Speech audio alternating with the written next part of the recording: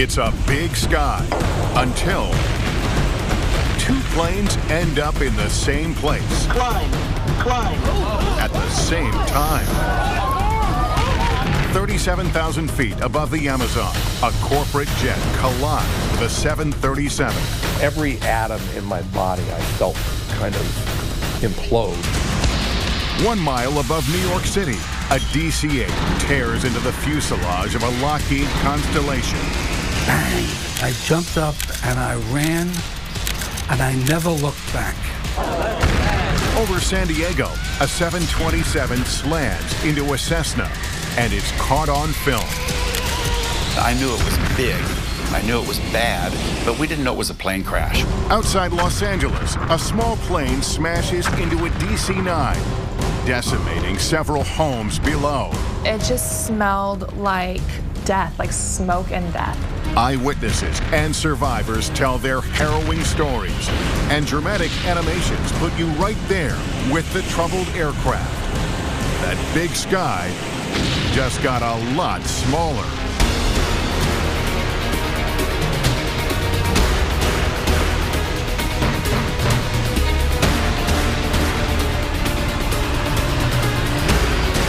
Why planes crash. Collision course. A new concept in air transportation. The travail has been taken out of travel. When this short film about transatlantic commercial jet travel was released by Pan Am in 1958, flying was a special occasion. People got dressed up. Meals were served on white linen. Delicious food adds to the enjoyment.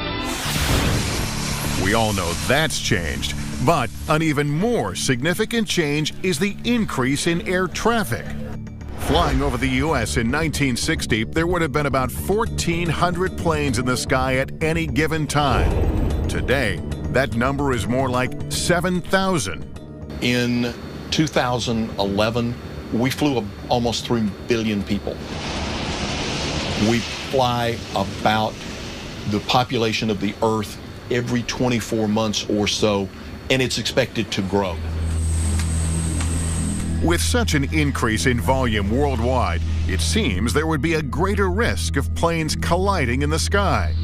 But technology is more sophisticated than ever, so these types of accidents are actually less frequent than in the earlier days of passenger jet travel.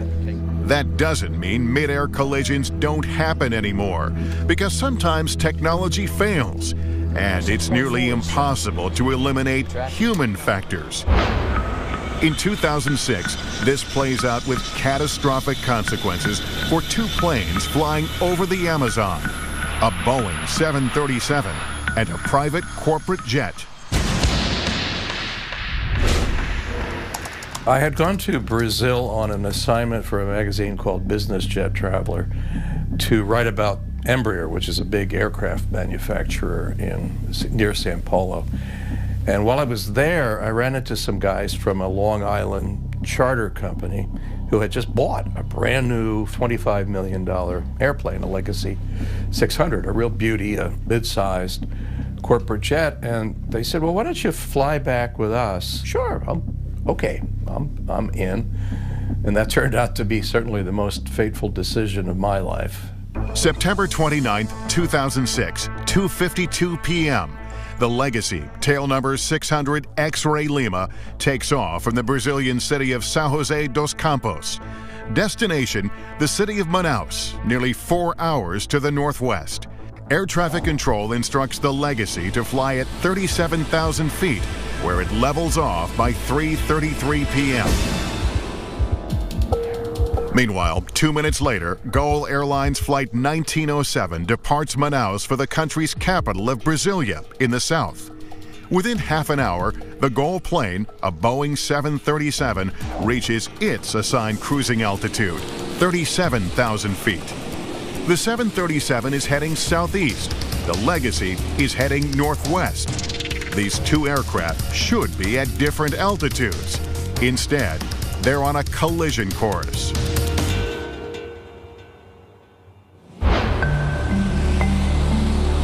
It was a beautiful day, some puffy white clouds in the sky, but nothing obscuring our view. and we took off for what was to be a routine flight. We were flying with very competent pilots in a brand new airplane. What could be bad about that? Both sets of pilots are in contact with air traffic control, operated by the Brazilian Air Force. But starting at 4:02 p.m. northwest of Brasilia, there's a problem. The Legacy's radar data is no longer being received by air traffic control. At some point during the flight, the transponder, which provides altitude information to the controller, inadvertently disappeared. A transponder is critical, not only to relay key information to air traffic control and nearby planes, but also in order to enable TCAS, the Traffic Alert and Collision Avoidance System, which warns pilots when another plane is too close. Traffic. And advises preventive action. Climb. In addition to the missing transponder signal, which is preventing the Legacy from sending its data, there's another problem: well-documented radio dead zones over the Amazon. Beginning at 4:26 p.m., air traffic control and the Legacy pilots make several attempts to verbally communicate, all unsuccessful. Under normal circumstances, they would acknowledge each other's calls. Brazilian air traffic control system, in its overall shoddy performance, had misprogrammed its own consoles so that it had given 5 radio frequencies for the area that the pilots were in, 4 of which were in complete error. Had nothing to do with that sector. Unbelievable, right? But that's the way it was. Even though air traffic control clears the Legacy to fly at 37,000 feet, when one controller hands the plane off to his replacement at the end of his shift, he tells him incorrectly the plane is at 36,000 feet. In reality, the Legacy and the 737 are at the same altitude, traveling at about 500 miles an hour apiece. So when they do collide at that high velocity, there is typically total destruction of the aircraft. By the time radio contact is made at 4:53 p.m., the connection is so bad, the Legacy pilots and controller can't understand each other. The planes are closing in. Everybody was sort of dozing or working. I hear and feel bang. And the loudest noise I've ever heard, now I was in Vietnam and I've heard bombs, just bang. And every atom in my body I felt kind of implode. Because of the angle at which the planes collide, the 737, though much larger, takes a far worse hit than the Legacy. One of the wings, which has a winglet on it, actually sliced through the 737 wing. There's a lot of flight control systems that are damaged. It rendered the airplane incapacitated and uncontrollable. And as the 737 went out of control, of course, the aerodynamic forces actually caused it to start to break up in flight. Everyone on board the Legacy knows something bad has happened, but they don't know they've collided with another aircraft. They don't even know their plane is damaged until Joe Sharkey looks out his window. I open my window shut and I look out, and this is a sight I'll simply never forget, because I'm looking at the wing and part of it is missing, and it's a jagged bit of metal. They need on the ground, and they need on the ground in a hurry. They need the first available airport.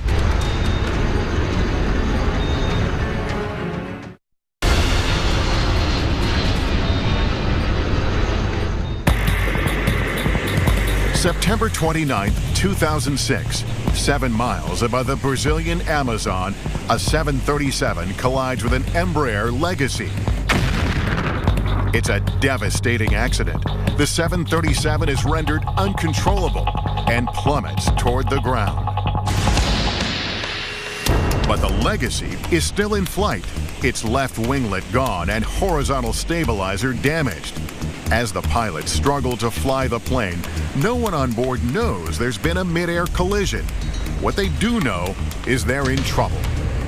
To think that you may not see your family, or that they're going to read about you and see about your death and on TV and on the newspaper, it was a horrible thought. I wrote a note to my wife and figured, well, maybe they'll find the note. I said, I love you. Our time together has been golden.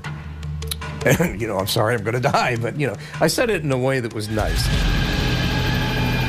Like most plane crashes, a series of events, not just one, led to the collision over Brazil. Two planes fly straight toward each other after air traffic control put them at the same altitude. Radio black holes over the Amazon limit communication between controllers and the legacy pilots. And for nearly 1 hour before the collision, the Legacy's transponder doesn't transmit. So two controllers working back-to-back shifts don't receive its signals. A competent controller would spot that within 2 or 3 sweeps. There's a sweep every 10 seconds, within 20 or 30 seconds. This plane disappeared in that sense for 50 minutes, not 20 or 30 seconds. Within 3 minutes of the impact, the transponder is reactivated. But the Legacy is now compromised. It needs to land soon. The longest 35 minutes I've ever spent in my life, you know, wondering, were we going to make it down safely, wondering with every turn, would they lose control of the airplane? The closest runway is a military base, literally an airstrip in the middle of the jungle. As the pilots desperately try to get the plane there, it's a white-knuckle moment for everyone on board. We were within 5 minutes of not flying anymore. It was clear, the trees were coming closer and closer, and I thought, well, here we go.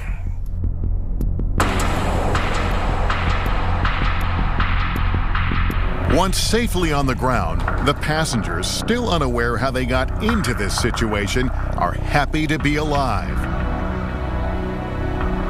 But hours later, they learn they've been involved in a mid-air collision with a 737, that the jet crashed in the jungle, and 154 people perished, and the mood quickly turns. I just sensed the change in the environment, and I knew that we were now being treated like criminal suspects. Following the crash, there are protests in Brazil, with relatives of victims demanding more information about the crash. Writer Joe Sharkey says much of the anger turns toward the American survivors. Crazy rumors were starting to fly in Brazil. Among them was that at the time of the accident, because the reporter, was on board, it was a brand new plane, the two American pilots were flying loop-de-loops to show the plane off over the central Amazon, causing the disaster. Now that's crazy. Of course, when the plane's instruments were studied, it was clear that the plane had been steady as a rock at 37,000 feet. Joe Sharkey is held in Brazil for 2 days. The pilots, Joe Lepore and Jan Palladino, are held for more than 2 months. When they are finally allowed to leave the country on December 9th, 2006, they receive a warm welcome back at their company headquarters in Long Island, New York. But the pilots' problems are far from over. 9 months after the accident, the Brazilian government indicts the American pilots, as well as 4 of its own air traffic controllers, for exposing an aircraft to danger. The international aviation community has come out strongly against criminalizing accidents. We have to know what they were thinking, what decisions they were making, why they acted the way they did. And if there's a fear of going to jail and that punitive action against them, then that's going to inhibit the information that we as investigators get. In May 2011, a federal judge in Brazil acquits the Legacy pilots of all charges but one: negligence for not monitoring their transponder. The final terms of the sentence are pending, but it seems unlikely the pilots will serve jail time. Joel Weiss, attorney for the pilots, says they were never at fault because the transponder was on, but then, without warning, his clients say it went off or into standby mode. We have all kinds of anecdotal evidence from all over the world, and particularly in Europe, of this kind of transponder unit simply failing without any indication whatsoever in the cockpit that it had failed. In Brazil, one air traffic controller, described by the judge as unqualified and incompetent, is acquitted.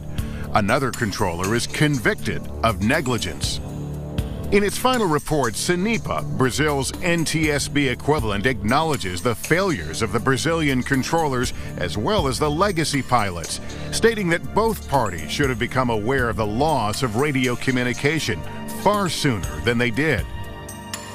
In an email, SENIPA's press office states their accident investigation does not establish responsibility or guilt, but identifies the contributing factors with the primary objective being prevention. When we come back, more mid-air collisions over two of America's biggest cities. I jumped up and I ran, and I never looked back.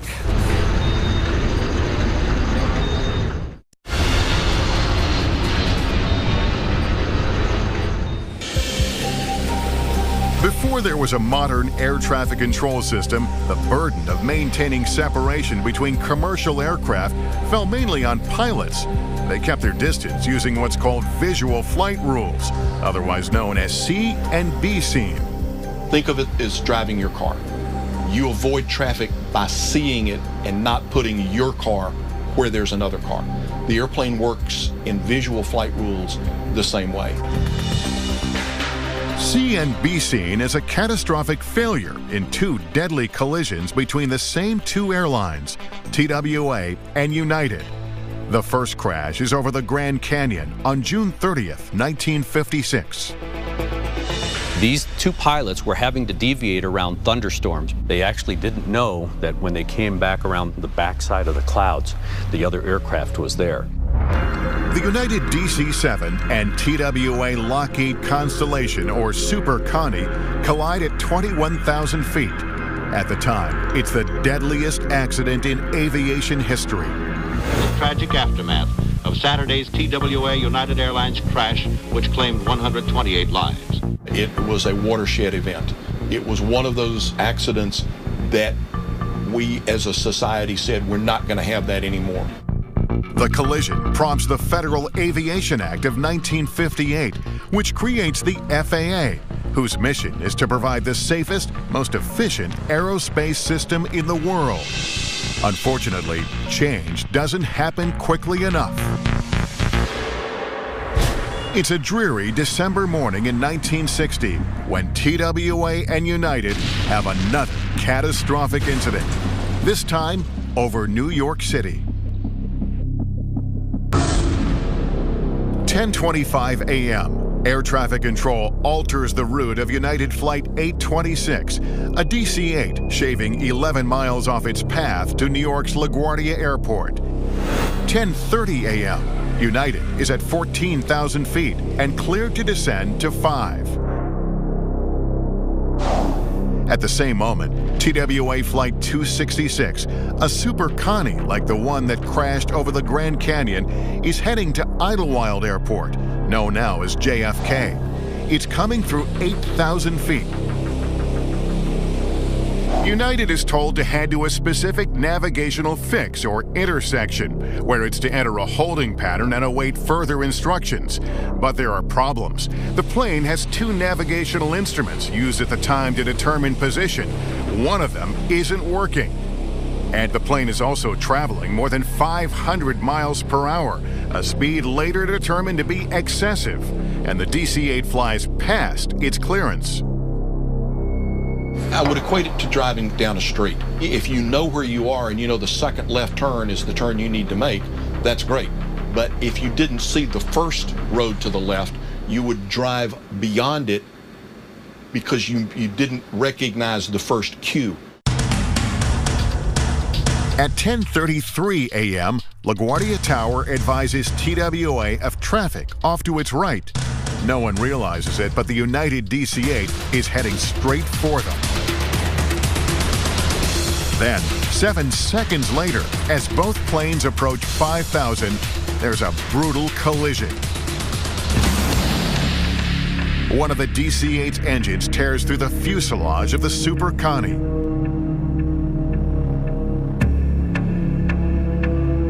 The TWA plane breaks into pieces and goes down on the spot, crashing in Staten Island's Miller Airfield. But the United jet manages to stay aloft for 8.5 more miles until it's over Park Slope, Brooklyn, where Tom Regan, then 20 years old, is standing on the street. I crossed the street at 7th Avenue and Sterling Place, just stepping on the corner, when I heard a loud whine. And when I turned around, the wing of the plane, United Airlines, was catching into the roof of the building that I had just left. And there was a tremendous explosion. Immediately, I dropped to the ground, and then moments after that, there was a second explosion. Bang! Just everything exploded. And now the whole place was on fire. I stayed on the ground for what I thought seemed to be a long time, but I believe it was only several seconds. And I jumped up and I ran, and I never looked back.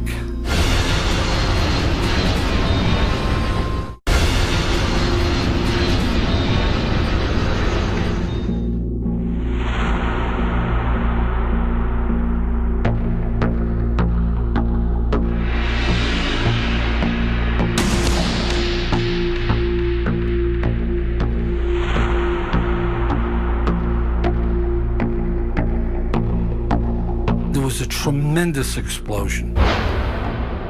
Immediately, I dropped to the ground, and then moments after that, there was a second explosion. Bang! Just everything exploded.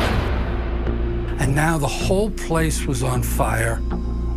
On the street, people are astounded to learn there's a single survivor, 11-year-old Stephen Baltz of Wilmette, Illinois, who's thrown from the United plane into a snowbank. He had been given a Christmas gift to fly alone from Chicago to New York, and that's what happened. At the time, Barbara Lunis is a recent nursing school graduate working at Methodist Hospital a few blocks from the crash site. She's assigned to care for Stephen overnight. He's badly burned. I couldn't tell if he was white or black. He was just charcoal. I think they said it was 85% of his body. Within hours, the boy's father arrives in New York and speaks to the press. Mr. Baltz, how do you and Mrs. Baltz feel about your son being the sole survivor here? We have great heartfelt sympathy for all of the people who were not as fortunate. The country rallies behind Stephen, but his injuries are too grave.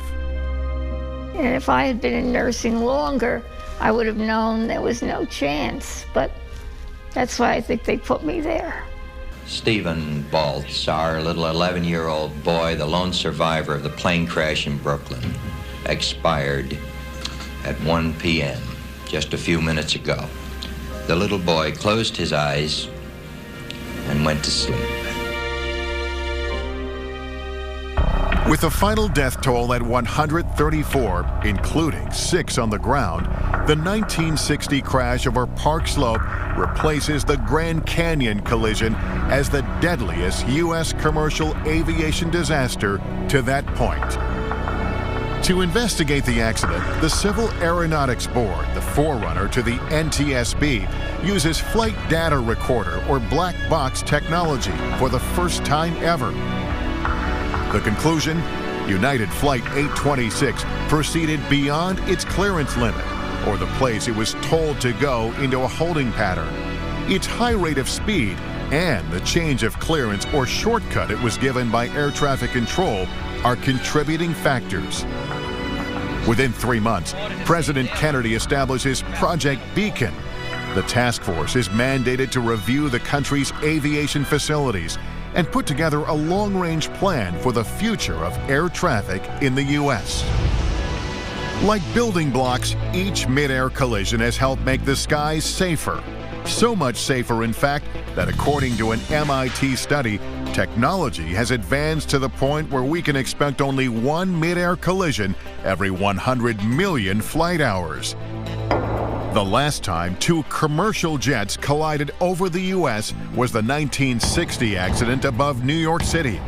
Since then, there have been 3 more mid-air collisions, all involving 1 large aircraft and 1 small.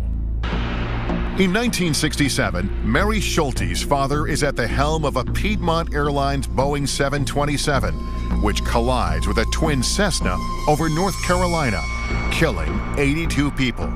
2 pilots show up at the front door, ring the doorbell, and inform my mother that my father's plane had crashed. And I told him that couldn't be true because he was the best pilot. The outgrowth of it was a very strong commitment by Piedmont Airlines to be involved into the traffic collision avoidance system. And some years later, they were one of the first, if not the first, airline to fly with an active TCAS system on board. 6 years later, Betty Barrett is aboard a charter jet when it collides with a DC-9 over France. All 68 on the DC-9 perish. Everyone on Betty's plane survives. My father was sitting in the aisle seat, and I was sitting on the right-hand side. And I turned around, and he's very British and very stoic. And I said, "Daddy, do you think we're going to make it?" He said, "I rather doubt it, darling," and pointed to the other wing. Somebody sent me this picture of when we landed of the plane. And as you can see, the tires are all blown out. And this is the broken wing here. You can see all this. And I was told afterwards, if we had lost 1 more meter of our wing, in other words, it ends here, then we would have blown up as well. I keep this always in my room to remind me that if you survive this, you can survive anything. Then, in 1978 and 1986, there are 2 more mid-air collisions in the U.S. Building on the accidents that preceded them, they force major change in the aviation industry. There are eerie similarities. Both occur in broad daylight on picture-perfect days in Southern California. The first, on September 25, 1978, is caught on camera.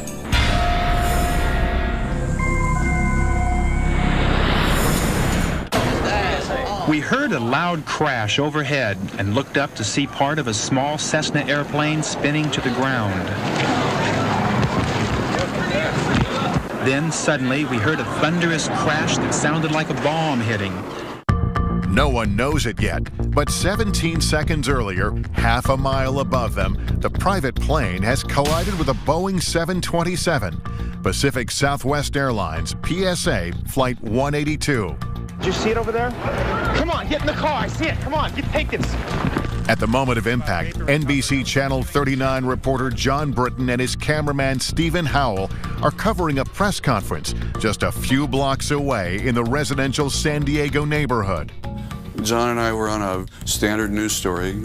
I'm shooting shots of gas station pumps. Well, I was standing about right here. Steve, the cameraman, was right behind me, and County Supervisor Lucille Moore was standing about right here. I was interviewing Lucille, standing here, and all of a sudden, you know, we hear this big...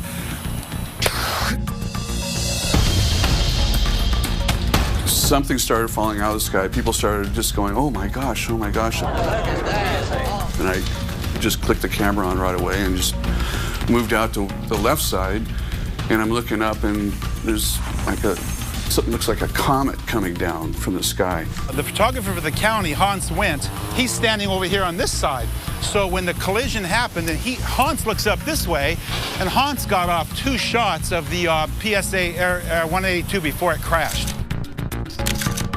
When I looked up, all I saw was the airliner with the engine on fire, and it was starting to bank to the right. And a big chunk of the leading edge of the wing was torn off. So I knew that the plane, you know, had to crash. It couldn't possibly survive. And everything happened very fast. I just got off 1 shot, sort of by instinct, and the second picture was almost a silhouette. Cameraman Steve Howell and I rushed to the scene 2 blocks away. There were several homes involved in a raging fire. There was thick black smoke shooting 300 to 400 feet into the air. Just as a wall of flames. I'm going, it must have been a gas main or something, you know. I mean, how could this be? This was the largest thing that had ever happened to me in my news career to that point, and I knew it was big, I knew it was bad, but we didn't know it was a plane crash. When we come back, how an assumption leads to tragedy. They're required to tell air traffic control that they no longer have the Cessna in sight. That didn't happen.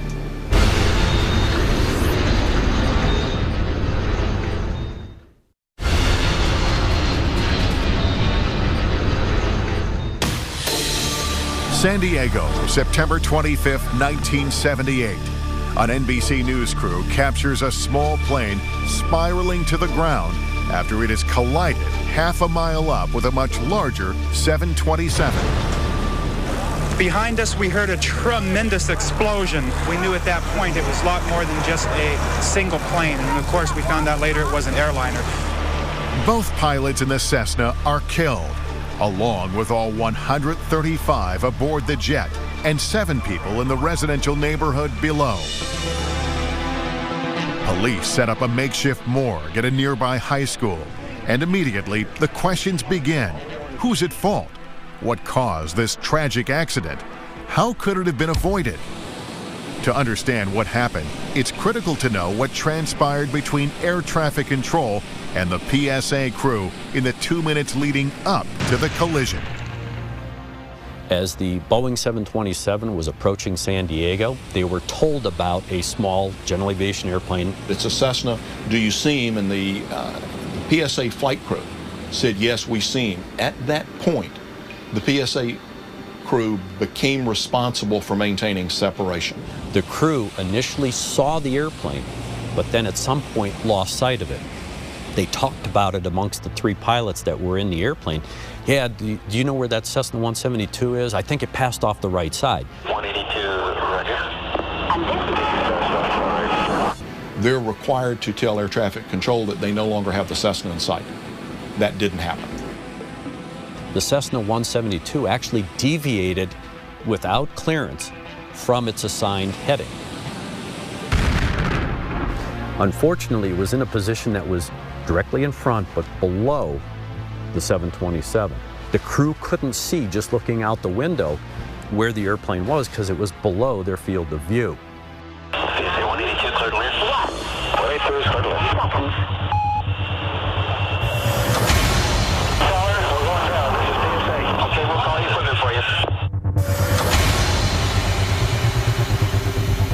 The 172 struck the leading edge of the right wing about halfway across the span, and that is the famous picture. You see smoke and fire trailing from the right wing of the Boeing 727.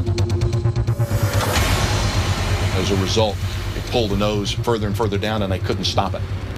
And they lost control. They did not have control of the jet, and it tragically went into the ground. In its final report, the NTSB faults the PSA crew for failing to maintain visual separation from the Cessna and for failing to inform the controller when they no longer had the other aircraft in sight. Contributing to the accident, says the report, air traffic control procedures, authorizing controllers to use visual separation when radar was available. The report notes that flight crews exercise a lower degree of vigilance in areas where they receive radar assistance. And it says controllers seem to similarly relax vigilance. This controller may have believed that the flight crew had a better grasp on the situation than he did. It could be days before the cleanup is complete, and in the words of one policeman, it'll be years before this neighborhood is ever the same. After the PSA crash, the FAA steps up efforts to improve separation of aircraft around the nation's busiest airports and to modernize collision avoidance technology. But again, change simply doesn't happen fast enough. 8 years later, 1986, another sunny day over Southern California, another jet, another small aircraft, and another catastrophic mid-air collision.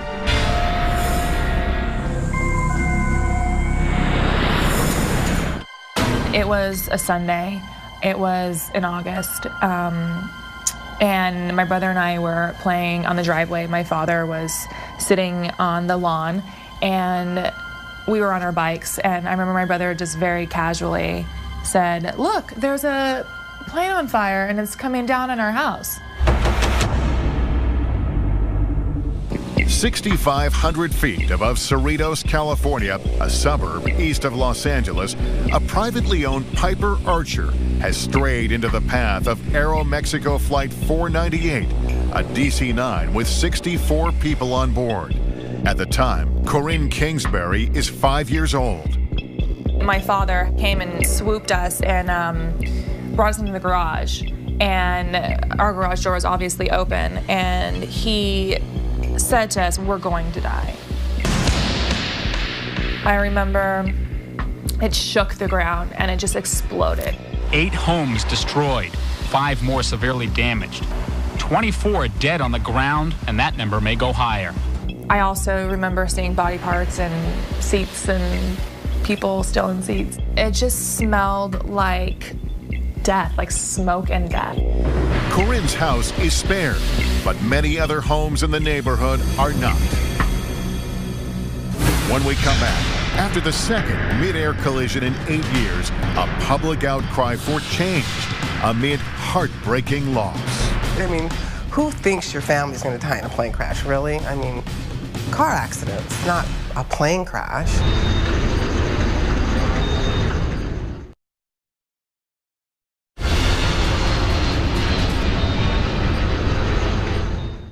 Good morning. The news from Cerritos, California keeps getting worse. There, officials searching through the ruins of Sunday's mid-air crash have found 15 more people dead on the ground. Labor Day weekend, 1986, more than a mile above Cerritos, a suburb of Los Angeles, a Piper Archer smashes into Aeromexico Flight 498, a DC-9. The top of the Piper is sheared off, instantly killing all 3 passengers aboard, a middle-aged couple and their adult daughter. In the crash over San Diego 8 years earlier, the larger plane, PSA Flight 182, loses sight of a much smaller Cessna and slams into it from behind. Over Cerritos, the Piper pilot doesn't realize he has strayed into controlled airspace surrounding LAX, Los Angeles International Airport. When you're flying in uncontrolled airspace, you don't necessarily have to talk to an air traffic controller. You don't necessarily have to have a transponder. But if you're going to operate anywhere in controlled airspace, you have to have permission to operate in that airspace. You can't just fly into it without permission. The DC-9 crew believed correctly that they were in protected airspace. They were. But unbeknownst to them, the Piper had strayed into their airspace. The general aviation airplane actually struck the tail of the DC-9, taking off the vertical and horizontal stabilizers, so literally the back end of the airplane, and it rendered the DC-9 uncontrollable. The airplane, the DC-9, rolled inverted, and there's a famous picture of that airplane as well, as it's descending upside down before it crashes into a neighborhood. Counting passengers and those on the ground, the total number of people killed in the Cerritos crash now stands at 85, and that toll could go even higher as the search for victims continues today, Tuesday, September the 2nd, 1986. In some ways, the mid-air collisions in Cerritos and San Diego are so similar, there's a public outcry about how little has been done in the intervening years. After the first one, the recommendations they made were never implemented. So now, this is the second time this has happened, so that's why we try to make a difference. But it's hard to fight government agencies, you know. Denise Guzman's family is particularly hard hit by the Cerritos tragedy. Her father-in-law, uncle, 2 nephews, and a family friend are on Flight 498, returning from a fishing trip in Mexico. Her husband is supposed to be with them, but misses the trip to attend a funeral. When the plane crashes, part of the family is already waiting at the airport to pick them up. Instead, they head to the crash site. I mean, it was an inferno, and you knew there was nobody going to survive that. I think my husband might have had a little hope, you know, are there any survivors, you know, but I knew immediately that this was not going to have a good ending. In the neighborhood struck by disaster, the search for the missing goes on. Who thinks your family's going to die in a plane crash, really? I mean, car accidents, not a plane crash. It's just like unheard of. How could that happen? and in our own neighborhood. That's what's really ironic, our own neighborhood. Probable cause, as stated in the final NTSB report, limitations of the air traffic control system to provide collision protection, and the inadvertent and unauthorized entry of the private plane into the Los Angeles terminal control area. With the knowledge gained from each mid-air collision, change has been on the horizon for decades. But the Aeromexico crash over Cerritos brings it all home. By 1989, all aircraft operating up to 10,000 feet within 30 miles of terminal control areas must be equipped with transponders that convey altitude information. By 1993, all commercial carrier aircraft with 10 seats or more operating within U.S. airspace are equipped with traffic alert and collision avoidance systems, TCAS. The culmination beginning back with Piedmont Flight 22 going through the PSA accident and then finally through the Cerritos accident were all building blocks to promote this technology, which evolved into the modern system of TCAS, which is a great predictive tool. The FAA really had to take the bull by the horn, if you will, and do something to try and prevent these accidents from occurring. We increased or enhanced radar coverage. We enhanced air traffic control communication with flight crews. They changed the airspace. They actually created a system of controlled airspace, trying to avoid or at least mitigate the risk that you were going to have these transient pilots just flying through these high-density areas in close proximity to major airports. All the lessons learned have made flying so safe and mid-air collisions so rare. According to an MIT study, you'd have to fly continuously for 11,000 years in order to experience one. Unfortunately, many people had to lose their lives to arrive at what is surely the safest moment yet in aviation history.